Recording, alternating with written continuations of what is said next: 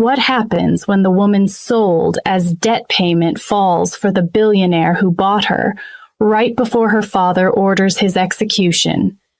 Before we start, hit subscribe and drop a like, comment below, and tell me where you're watching from. I love seeing you all. Now let's begin. Isabella sat frozen in the darkness, phone clutched in shaking hands. Two choices. Stay silent and watch Yoon-suk die, potentially gain her freedom, or betray her father and become a target herself. Her father's voice echoed in her mind. 72 hours. 3 days to decide if she'd become a widow or a traitor. But sitting here in the darkness, in this beautiful cage, she realized the choice had already been made the moment Yoon-suk kissed her. The moment she'd stopped seeing him as her captor and started seeing him as hers. She stood, legs unsteady, and grabbed her silk robe. The cold marble floor bit at her bare feet as she moved through the darkened hallway. Guards were positioned at intervals, watching her with careful eyes, but no one stopped her. She'd earned some freedom in recent weeks, even if it came with surveillance. The control room's door required a code. Isabella had watched Yoon-suk enter it enough times to memorize the sequence. Her fingers hovered over the keypad, heart hammering. This was it. The moment she chose survival over blood. The moment she became something her father would never forgive. She punched in the code. The door clicked open, and she found Yoon-suk exactly where she expected, surrounded by monitors showing security feeds, his phone pressed to his ear, speaking rapid Korean. Dmitri stood nearby, arms crossed, and 2 other men she recognized as lieutenants were reviewing documents at a side table. Every head turned when she entered. Yoon-suk's eyes narrowed, his conversation cutting off mid-sentence. He said something sharp in Korean and ended the call. Isabella. Her name in his mouth was both a question and a warning. It's 3 a.m. What are you doing here? Before we dive deeper into this dangerous choice, hit that subscribe button and drop a like. Comment below where you're watching from and tell me, would you betray your father to save the man who bought you? Now let's see what happens next. I need to speak with you. Her voice was steadier than she felt. Privately. Dmitri shifted, hand moving subtly toward his weapon. The other men exchanged glances. They still didn't fully trust her. She was still Lord Whitmore's daughter in their eyes, a potential liability. Anything you need to say, you can say in front of my men. Yoon-suk's tone was cold, all business, nothing like the heat in his voice when they'd been alone earlier. Fine. Isabella stepped further into the room, letting the door close behind her. My father just called. He's planning to kill you in 72 hours. British intelligence, a Korean crime boss named Volkov, coordinated assault. They're coming for you, and he wanted me to know so I'd stay out of the way when it happens. The room went completely silent. Even the soft hum of computers seemed to fade. Every man was staring at her with identical expressions of shock and suspicion. Yoon-suk moved first, crossing the distance between them in 3 strides. His hand shot out, gripping her chin, forcing her to meet his gaze. Why are you telling me this? Because I'm choosing myself. The words came out fierce, desperate. My father stopped being family the moment he sold me like livestock. If you die, I become his property again. I'd rather be your wife than his daughter. His fingers tightened slightly, his dark eyes searching her face for any hint of deception. This could be a trap. You could be playing both sides, feeding me false information to make me paranoid or misdirect my security. If I were playing both sides, I'd be smarter about it. Isabella held his gaze, refusing to back down. And I wouldn't be standing here at 3 a.m. making myself a target. The moment you verify this information, my father will know I betrayed him. I'm burning every bridge I have. Dmitri spoke up, his English heavily accented. Boss, if she is telling truth, we have 72 hours to prepare. If she is lying, we lose nothing by investigating. We lose trust. Yunsuk's jaw clenched, but he released Isabella's chin and turned to his lieutenant. Get Alexandre. I want full intelligence workup on Volkov, cross-reference with British intelligence assets in Seoul, and pull all recent financial movements connected to Lord Whitmore. I want confirmation within the hour. The men moved immediately, phones out, speaking in rapid Korean and Russian. Dmitri remained at Yunsuk's side, watching Isabella with less hostility now, but still cautious. Yunsuk turned back to her, his expression unreadable.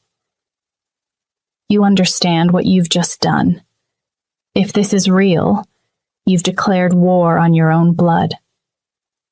He declared war on me when he sold me. Isabella's voice shook with fury she'd been suppressing for weeks. I'm just returning fire. Something flickered across his face. Surprise, maybe respect. He gestured to Dmitri and the others. Leave us. Close the door. Dmitri hesitated, his eyes moving between them, then nodded.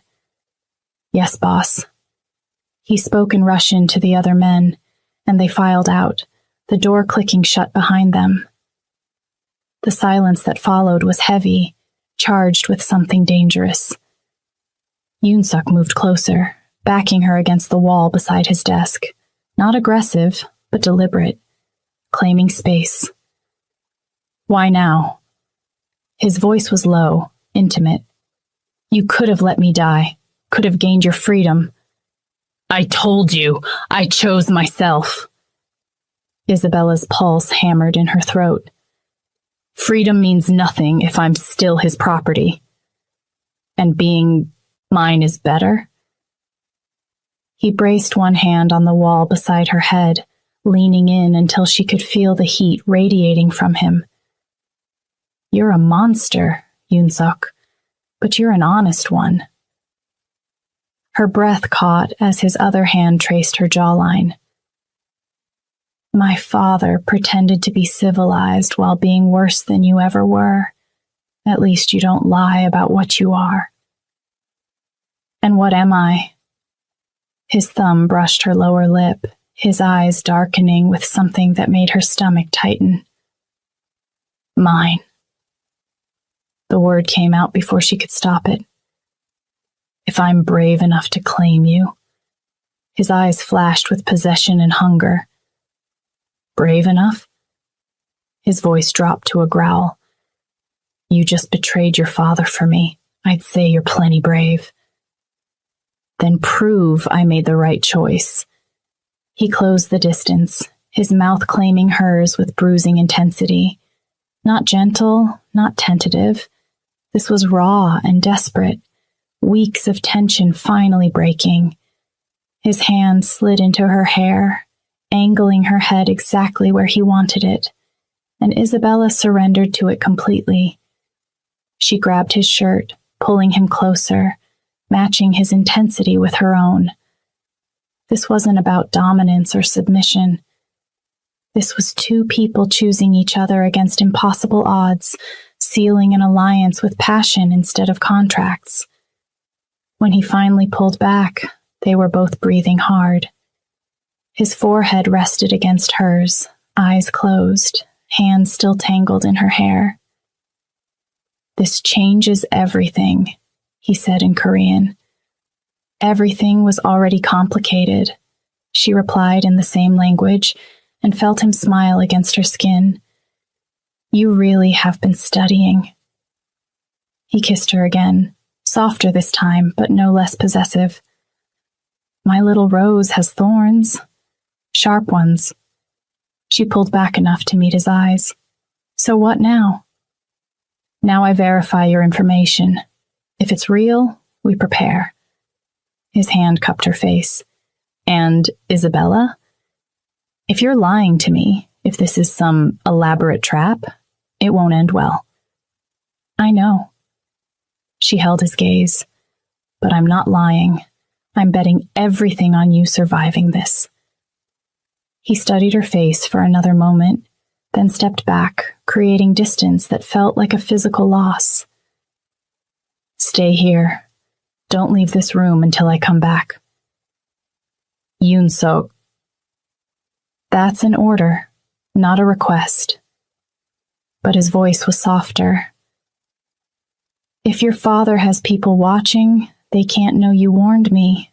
Not yet. You're safer here. He was gone before she could respond, the door closing with a soft click. Isabella stood alone in the office, her lips still burning from his kiss, her heart racing.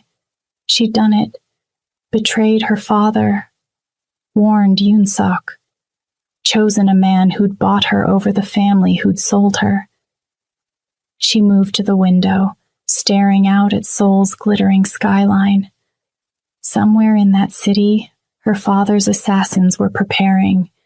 British intelligence operatives, Volkov's mercenaries, all of them coming to kill the man she'd just kissed, the man she'd chosen. This wasn't about punishment anymore, wasn't about making her suffer for her father's debts. This was about survival, about alliance, about something deeper that she wasn't quite ready to name yet.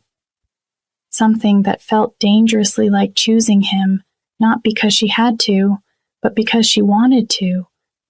Maybe even something that felt like the beginning of love. But she pushed that thought away. Love was a luxury for people who weren't living on borrowed time. Right now, survival was all that mattered. She just had to hope she'd made the right choice.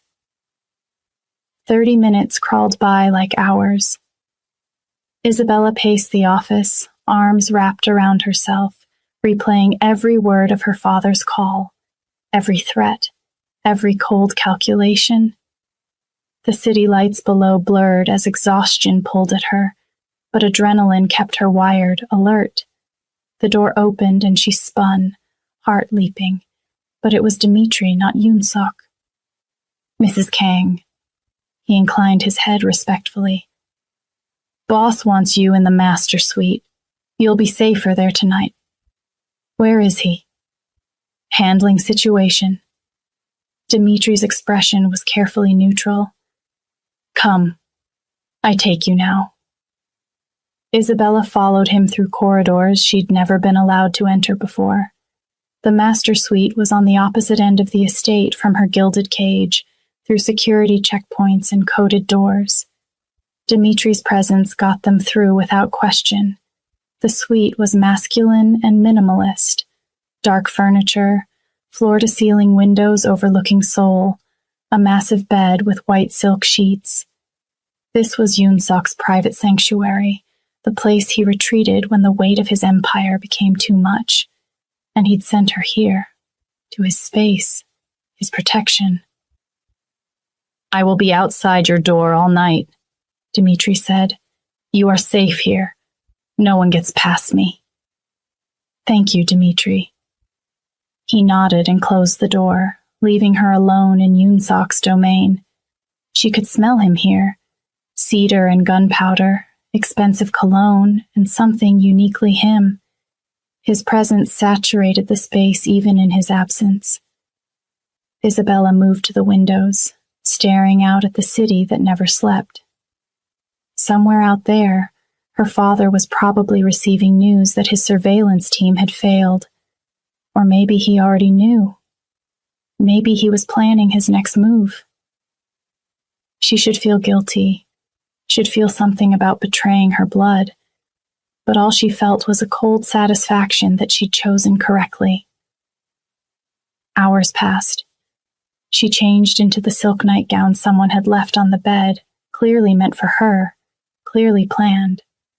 Yoon-sok had been thinking about this, about her being in his space, wearing something meant to drive him insane. But sleep wouldn't come. She stood at the window, watching the sky lighten from black to deep purple, her mind racing through scenarios. What would the attack look like? How many men? When would they strike? The door opened behind her just as dawn broke over Seoul's skyline. She turned and her breath caught. Yoon-sok stood in the doorway, his white shirt unbuttoned, blood staining his knuckles. His hair was disheveled, his expression dangerous and satisfied. "Are you hurt?" Isabella crossed to him immediately, reaching for his hands. "Not my blood." His voice was rough, tired. He let her examine his hands, watching her with those dark, intense eyes. "Come." He led her to the bathroom, turning on the sink. She watched as he washed the blood away methodically, the water running red, then pink, then clear. The silence stretched between them, heavy with unspoken questions. "We caught 2 men on the perimeter," he finally said, his Korean accent thicker with exhaustion, "trying to plant explosives in the garage. They wanted to make it look like a car accident." Isabella's stomach clenched. "My father's men?" "British operatives. Low level. Sheet amateurs, really." He dried his hands, turning to face her. "They talked eventually. Confirmed everything you said. The timeline, Volkov's involvement, the coordination with British intelligence. Your father sent them as advance reconnaissance. Where are they now?" But she already knew the answer. Dead. He said it without inflection, without apology. "I can't have witnesses who know our security gaps."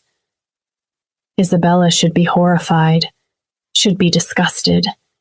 Instead, she felt a dark satisfaction that her father's first move had failed so spectacularly, that the men sent to kill Yoon-sok were themselves eliminated. "Thank you," she whispered, "for protecting us." His eyes sharpened. "Us? You and me? This estate? Your people?" She stepped closer. "I warned you. That makes your survival my responsibility now." Something flickered across his face. Surprise, possession, heat. "You're not taking responsibility for anything, Isabella. You're not a target standing beside me."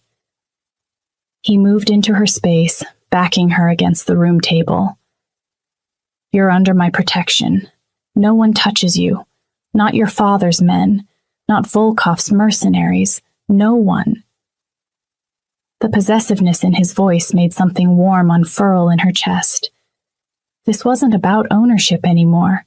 This was about claiming, about choice, about him deciding she was his to protect because she'd chosen to stand with him.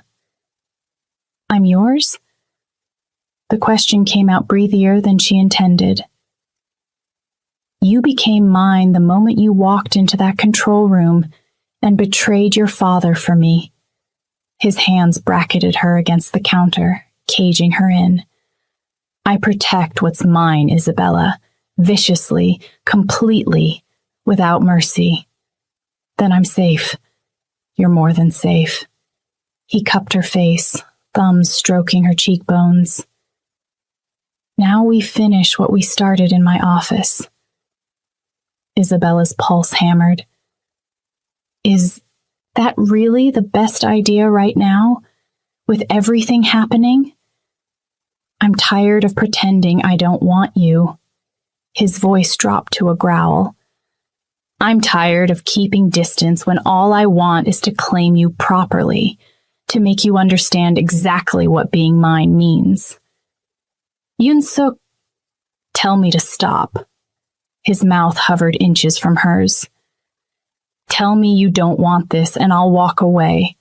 I'll protect you, keep you safe, but I won't touch you. She should say no, should maintain boundaries, should think strategically about alliances and survival, but her body was already leaning into him, her hands gripping his shirt, her breath mingling with his. Don't stop, she whispered. He kissed her like a man starving, like weeks of denied want finally breaking free. His hands slid into her hair, angling her exactly where he wanted her, and Isabella gave herself over to it completely. This wasn't gentle exploration. This was claiming and surrender, possession and choice tangled together until she couldn't tell where one ended and the other began. Do you know how beautiful you are? He murmured against her mouth, his Korean mixing with English. How hard it's been not to touch you. Then touch me. She pulled him closer, feeling the hard planes of his body against hers. Stop talking and touch me. His laugh was dark and possessive, demanding, but his hands slid down her sides, mapping curves through silk. I like it. He lifted her onto the counter, stepping between her legs, and kissed her with devastating thoroughness. His mouth moved from her lips to her jaw, to the sensitive spot below her ear that made her gasp. Every touch was deliberate, learning what made her respond, what made her melt. You're mine, he said against her skin. Say it. Yours. The word came out breathless, desperate. I'm yours, Yoon-suk. He lifted her, carrying her from the bathroom to the bedroom, laying her on black silk sheets that felt cool against her heated skin. The sunrise painted everything gold and rose, making his dark eyes glitter as he looked down at her. I'm going to make you forget every reason this is complicated, he promised, his hands sliding up her thighs. Going to make you forget everything except my name. He kissed her again, slower this time, but no less intense. His hands pushed the silk nightgown up, his fingers trailing patterns that made her arch into his touch. Every movement was purposeful, claiming, learning her body like territory to be conquered and cherished. Beautiful, he murmured, his mouth following the path his hands had traced. So damn beautiful. Isabella's fingers tangled in his hair as his attention moved lower, as pleasure built with aching slowness. This wasn't rushed or desperate anymore. This was thorough. This was a man taking his time to learn every way to make her come apart. When she shattered, the first time, his name on her lips, he was there to catch her, to kiss her through the aftershocks, to whisper possessive praise in Korean that made her blush despite everything. Again, he said, his voice rough with want. I want to hear you say my name again. He moved over her, positioning himself, and their eyes locked. In that moment, Isabella saw past the crime boss, past the dangerous reputation, past everything that made him terrifying. She saw a man who'd chosen her just as she'd chosen him, a man offering protection and possession in equal measure. I've got you, he promised, pressing forward slowly, giving her time to adjust. I've got you, Isabella. The claiming was slow and deliberate, every movement purposeful. He watched her face, gauging her response, adjusting to give her pleasure. His hands were everywhere, her face, her hair, her hips, holding her like she was precious and dangerous at once. You feel perfect, he groaned, forehead resting against hers, like you were made for me. Maybe I was. She wrapped her legs around his waist, pulling him deeper. Maybe we were made for this. That broke something in him. His control fractured, and his movements became more desperate, more possessive. But even in his need, he was careful with her. Protective. Making sure she was with him every step. When she came apart the second time, he followed immediately after, her name a growl against her throat. They stayed tangled together as their breathing slowed, as reality crept back in around the edges. "You're mine now," he finally said, rolling to pull her against his chest. "Completely. No going back." "I know." Isabella traced patterns on his chest, feeling his heartbeat steady under her palm. "I chose this. Chose you. Even knowing what I am, what I do, especially knowing." She looked up at him. "You're a monster, but you're my monster now." He smiled, genuine and warm. "I can live with that." If you're loving this transformation from enemies to lovers, hit that like button and drop a comment. Tell me, do you think Isabella made the right choice? Keep watching because things are about to get even more intense. "That woman," he said quietly. "Katerina." He was silent for a long moment. When he finally spoke, his voice was rough with honesty. "I wasn't with her to make you jealous, or because I didn't want you." "Then why?" "Because I wanted you too much." His admission came out almost reluctant. "From the moment you walked into that library and refused to be intimidated." He tilted her face up to meet his eyes. "Touching you, getting close to you, it wasn't an option. You were Lord Whitmore's daughter, a debt payment. Getting attached to you was dangerous. So Katerina was a distraction. An easy one. Familiar. Safe." His thumb traced her lower lip. "But even with her, I was thinking about you, about how you'd look in my bed, about what it would take to make you choose me instead of hating me." Isabella's heart twisted. "I never hated you." "You should have." He kissed her forehead. "Sleep," Yunsuk finally murmured, pressing a kiss to her forehead. "We have a war to prepare for tomorrow. Tonight, you're safe with me."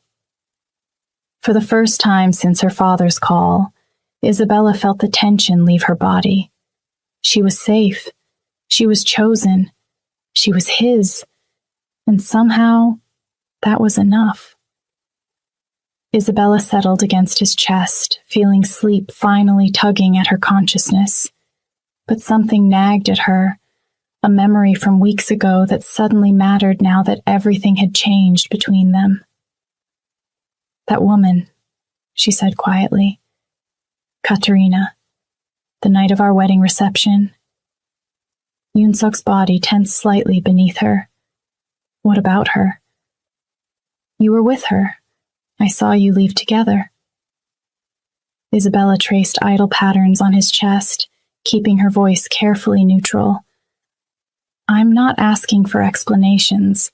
I just want to understand." He was silent for a long moment, his hand stroking through her hair.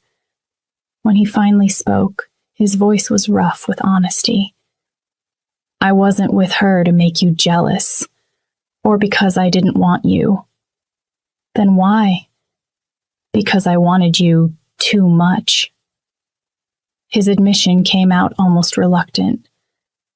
"From the moment you walked into that library and refused to be intimidated, from the moment you stared me down at our wedding like you were daring me to break you."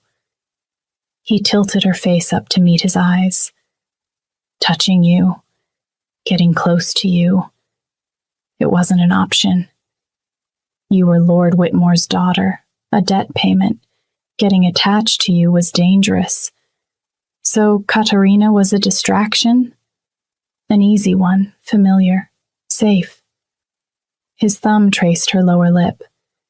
"But even with her, I was thinking about you, about how you'd look in my bed, about what it would take to make you choose me instead of hating me.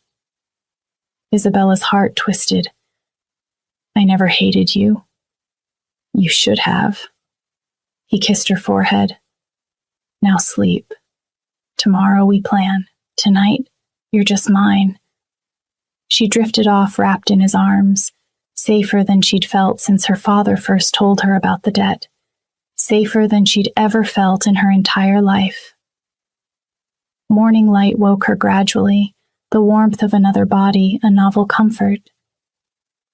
She opened her eyes to find Yoon-suk still asleep beside her, his face relaxed in a way she'd never seen. The dangerous crime boss looked almost peaceful, almost human. She shifted carefully, trying not to wake him, but his arm tightened around her waist. Where are you going? His voice was rough with sleep, eyes still closed. I was trying not to wake you. Too late. He pulled her closer, burying his face in her neck. You wore me out last night. I actually slept. You don't usually sleep? Not well, not deeply. He finally opened his eyes, dark and warm in the morning light. But apparently you're exhausting in the best way. Isabella laughed, the sound surprising her. When was the last time she genuinely laughed? Is that a complaint? It's a compliment. He rolled, pinning her beneath him, his weight pressing her into the mattress. A very sincere compliment. He kissed her slowly, thoroughly, taking his time now that they weren't racing against desperation and weeks of denied want. His hands mapped her body with proprietary familiarity, learning what made her gasp, what made her arch into his touch. We should get up, Isabella managed between kisses. Plan. Prepare. Dimitri can handle it for an hour. His mouth moved down her throat. I'm handling you right now. Handling me? She raised an eyebrow. That's what you're calling this? Would you prefer worshipping? Claiming? His teeth grazed her collarbone. Thoroughly enjoying my wife? The word wife sent heat spiraling through her. Not property, not payment. Wife. Chosen. His. All of the above, she breathed. He smiled against her skin and proceeded to prove exactly how thoroughly he could enjoy her, taking his time, making her say his name in 3 languages before he was satisfied. When they finally collapsed together again, both breathing hard, Isabella felt marked in ways that had nothing to do with the physical. Dimitri will handle your father's threat, Yoon-suk said later as they dressed. If anything develops, I'll know immediately. You're safe here. The week that followed fell into a rhythm that felt dangerously like normalcy. Isabella spent her days in the library, studying Korean and Russian with renewed focus, occasionally joining strategy sessions when Yoon-suk requested her insight on her father's likely moves. She trained with Dimitri in hand-to-hand combat, learning to move like a fighter instead of a woman who'd taken a few self-defense courses. But the nights belonged to them alone.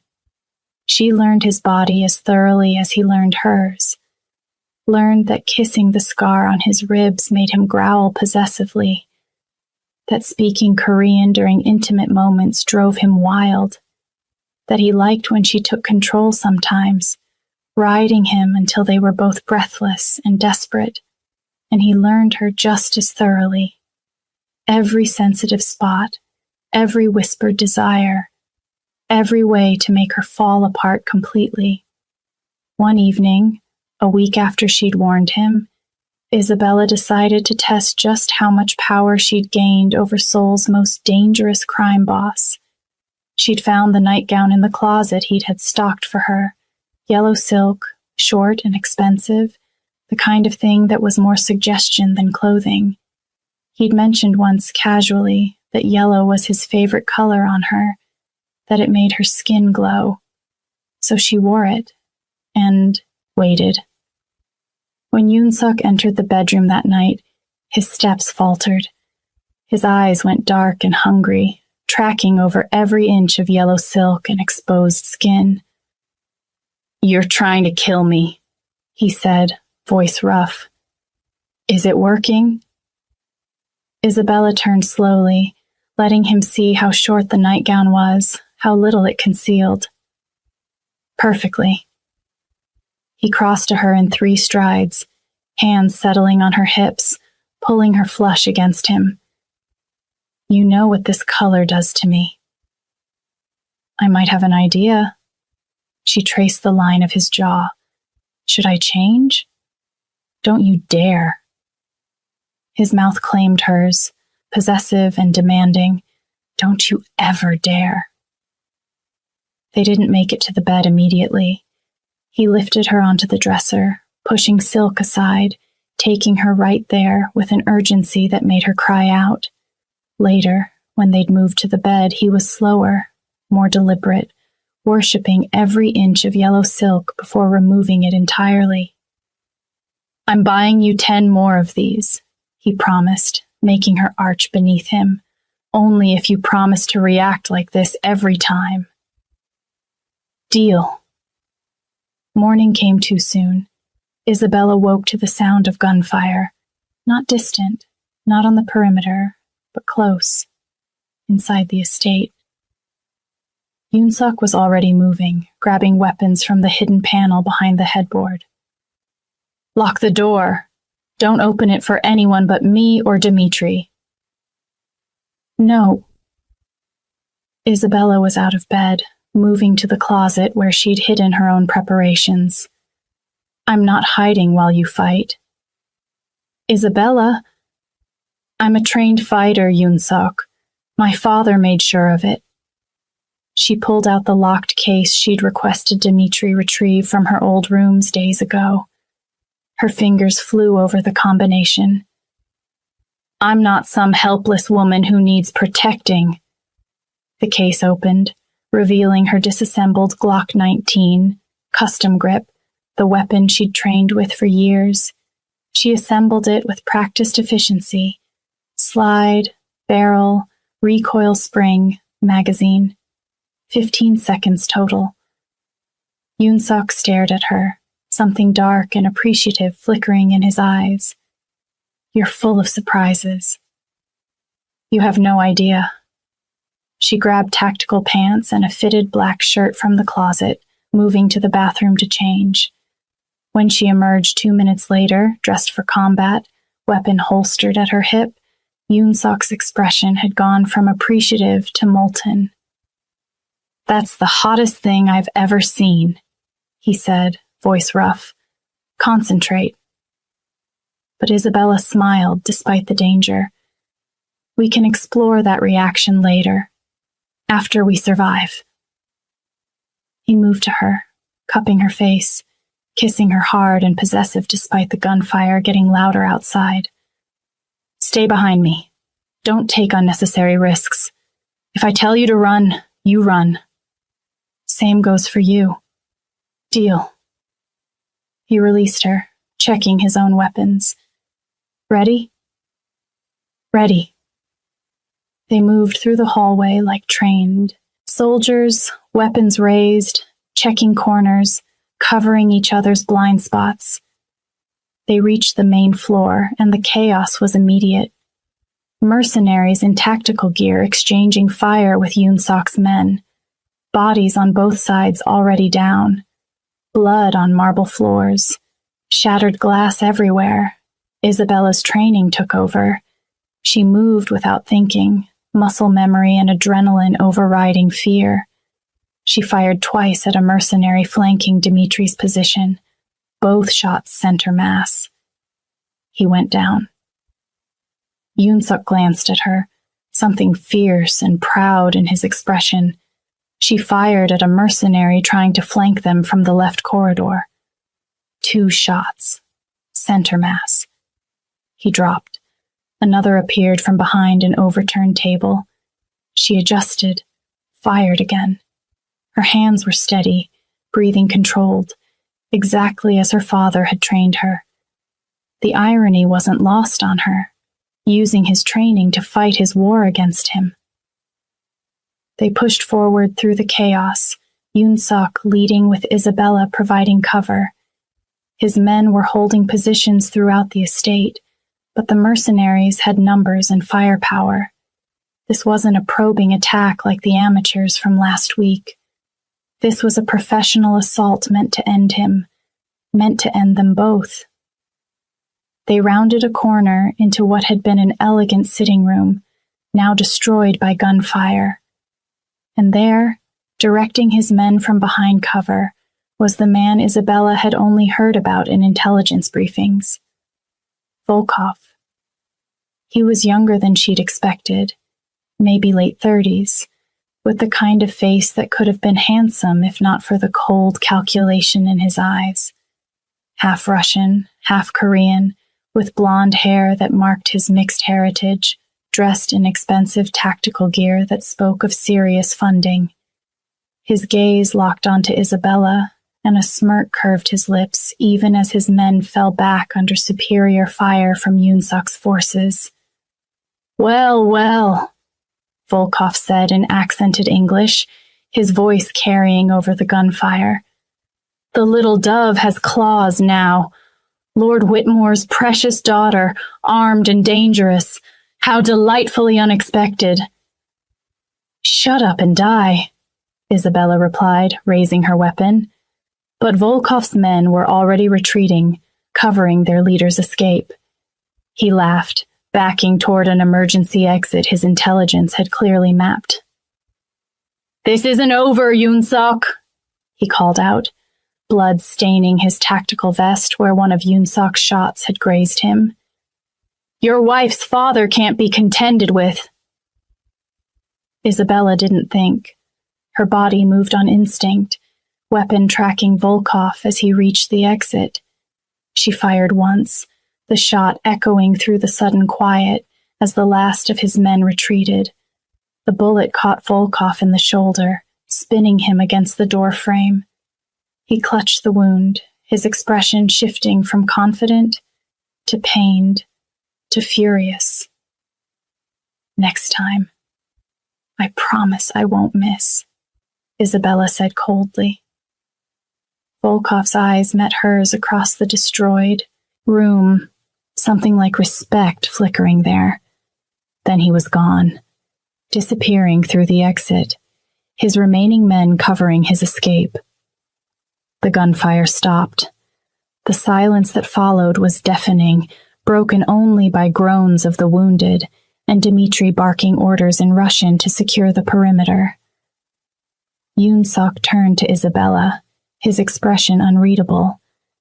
Then he was pulling her aside, into a small alcove away from his men, his hands running over her body checking for injuries. "Are you hurt?" His voice was rough, desperate. "Did any of them touch you?" "I'm fine." Her own hands were checking him. Something dark and possessive flared in Yoon-suk's eyes.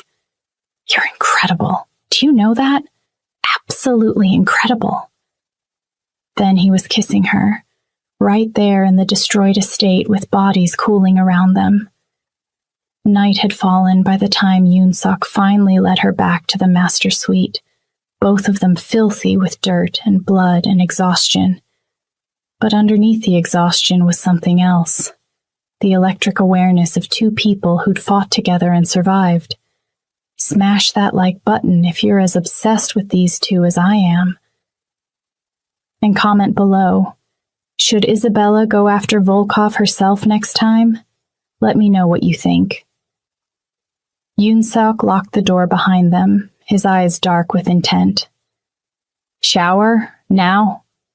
They stripped quickly, leaving tactical gear and weapons scattered across the floor. The shower was already running hot when Yoon-suk pulled her under the spray, both of them washing away the evidence of battle. But washing became touching. Touching became kissing. And kissing became something desperate and necessary.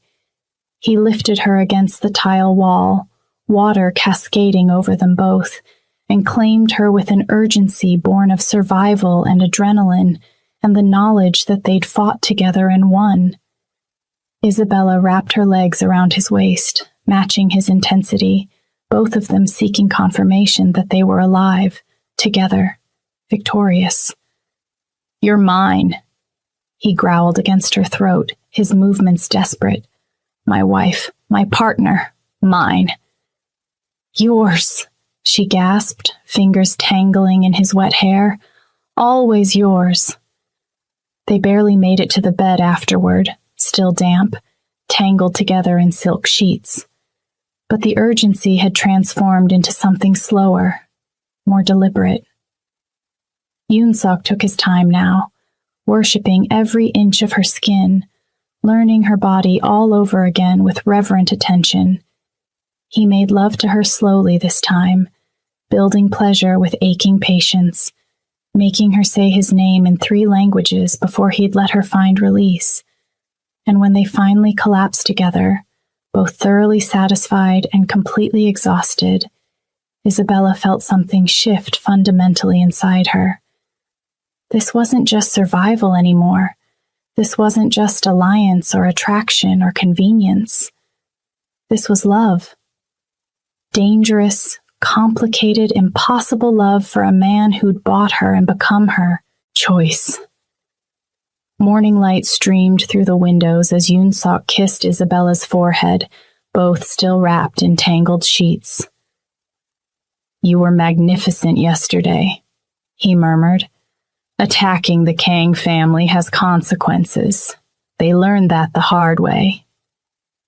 2 weeks later, they sat in his luxury office, both dressed in expensive tailored suits, when the news arrived.